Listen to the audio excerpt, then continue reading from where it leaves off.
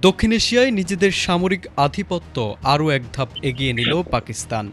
চিরশত্রু ভারতকে টেক্কা দিতে এবার সম্পূর্ণ দেশীয় প্রযুক্তিতে তৈরি ফতেহ-2 ক্ষেপণাস্ত্র ব্যবস্থার সফল পরীক্ষা চালিয়েছে ইসলামাবাদ। আর এতে রীতিমতো ঘুম হারাম হয়ে গেছে প্রতিবেশী দেশগুলোর।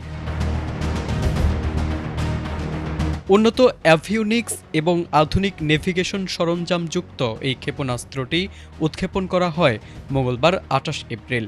পাকিস্তান সামরিক বাহিনীর গণমাধ্যম শাখা আইএসপিআর-এর বরাত দিয়ে জিও নিউজ জানিয়েছে, মূলত সেনাবাহিনীর প্রশিক্ষণ প্রদান এবং ক্ষেপণাস্ত্রের প্রযুক্তিগত প্যারামিটার যাচাইয়ের লক্ষ্যেই এই সফল উৎক্ষেপণ পরিচালনা করা হয়েছে। আর্মি রকেট ফোর্স কমান্ডের তত্ত্বাবধানে পরিচালিত এই গুরুত্বপূর্ণ কার্যক্রমটি সরাসরি পর্যবেক্ষণ করেন পাকিস্তান সেনাবাহিনীর জ্যেষ্ঠ কর্মকর্তারা। এছাড়াও উপস্থিত ছিলেন দেশটির শীর্ষ পর্যায়ের বিজ্ঞানী ও প্রকৌশলীরা। আইএসপিআর-এর বিবৃতিতে বলা হয়েছে, ফতেহ সিরিজের এই দেশীয় উন্নয়ন পাকিস্তানের প্রতিরক্ষা ব্যবস্থায় এক নতুন মাইলফলক যোগ করল, যা যুদ্ধক্ষেত্রে টিকে থাকার সক্ষমতা বহুগুণ বাড়িয়ে দেবে।